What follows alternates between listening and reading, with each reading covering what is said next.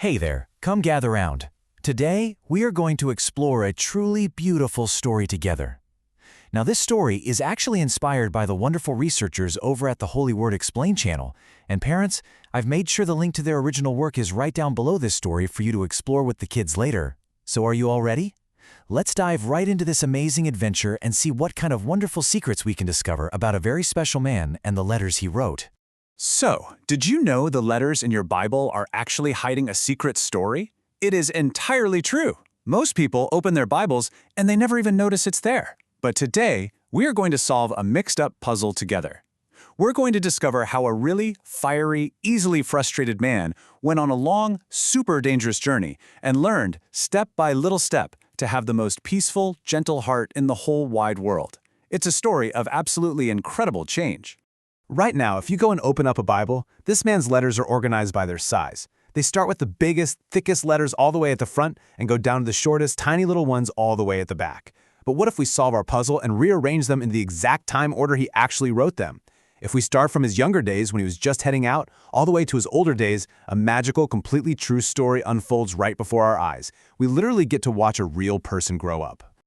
I want you to imagine, if you can, following our friend Paul step by step on a grand road trip that took 18 long years. 18 years!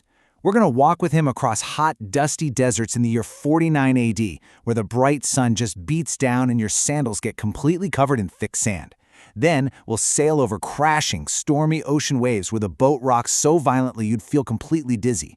Later, we'll sit with him in a dark, scary prison. And finally, we'll visit him in a freezing cold winter cell. All right, let's imagine walking out on those dusty roads first. Way back at the very beginning of his journey, Paul was this young, super energetic man traveling incredibly far away from his home. He walked for miles and miles, day after day, under that hot, blistering sun, all just to plant new churches in completely new towns. Because everything was so brand new and he was working so hard and worrying constantly about his new friends, his words in his early letters were very, very urgent. His emotions were totally raw, and honestly, his words were just full of fire. Actually, let's listen to what he wrote during this hot, really frustrating time. He says, "You foolish Galatians, who has bewitched you?" Oh my goodness. You can literally hear how upset and angry young Paul was, right? When his friends were making mistakes and getting things wrong, he reacted just like a fiery debater. He definitely hadn't learned patience quite yet. Have you ever felt so frustrated you just wanted to fix a problem instantly?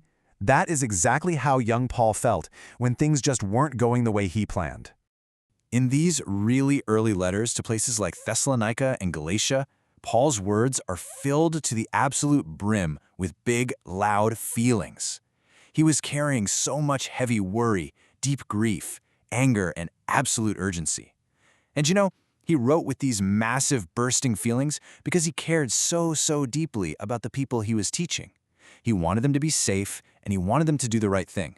But his heart was still growing. He was still figuring out how to be gentle and patient with others. Okay, now I want you to imagine leaving those quiet, dusty dirt roads behind and walking into the bright, loud, completely chaotic port city of Corinth. Close your eyes for a second and just hear the noise. There were thousands of people shouting from everywhere, massive wooden ships coming and going at the docks, animals making noises in the crowded streets. Things got very messy and extremely complicated for our traveler. The new church friends he made there, well, they were arguing constantly, fighting with each other, and acting very selfish and confused. It was actually right in the middle of this noisy, messy city that Paul wrote his totally famous words about love. You might have actually heard these beautiful words at happy weddings. But originally, it wasn't just some happy romantic poem at all. It was actually a gentle correction from a loving father to his children. He was basically telling them that if they didn't have love, they were just making noisy, clanging sounds, kind of like banging pots and pans together. He was teaching these arguing people to actually care for each other, not just be selfish. But listen, Paul's long journey wasn't just walking and writing letters. It got very, very hard and super dangerous. Imagine being trapped in a terrible shipwreck, right in the middle of a dark, crashing sea at midnight, completely surrounded by freezing cold waves. Imagine being beaten, having heavy stones thrown at him, and carrying what he called a painful thorn in the flesh, which was a terrible sickness or an aching pain that just absolutely wouldn't go away. All these terrifying, hard times and scary storms slowly started to break down that tough, fiery exterior of his. And out of all that terrible pain, something incredibly beautiful happened inside him. God whispered to him, "My grace is sufficient for you." And Paul learned this beautiful, lasting secret. He wrote down, "When I am weak, then I am strong." These painful struggles beautifully changed his heart. He finally learned that when we feel totally weak or really scared, we don't have to be the loudest or the strongest person in the room. We just have to trust in God's grace to carry us safely through the storm. Because his heart had grown so incredibly wise and so beautifully patient through all those crashing storms, he was finally ready to write his great masterpiece, the beautiful book of Romans. He wrote this incredibly careful, thoughtful letter to a grand city he hadn't even visited yet. All those really tough days out on the dusty roads and the stormy seas had taken that angry, fiery debater and given him a brilliant, mature mind. A mind that thought carefully, spoke kindly, and loved people way before reacting in anger. But then, our story takes a very serious turn. The bright, noisy cities and the crashing, open oceans are entirely gone. Now Paul is sitting in a dark, cold, stone Roman cell.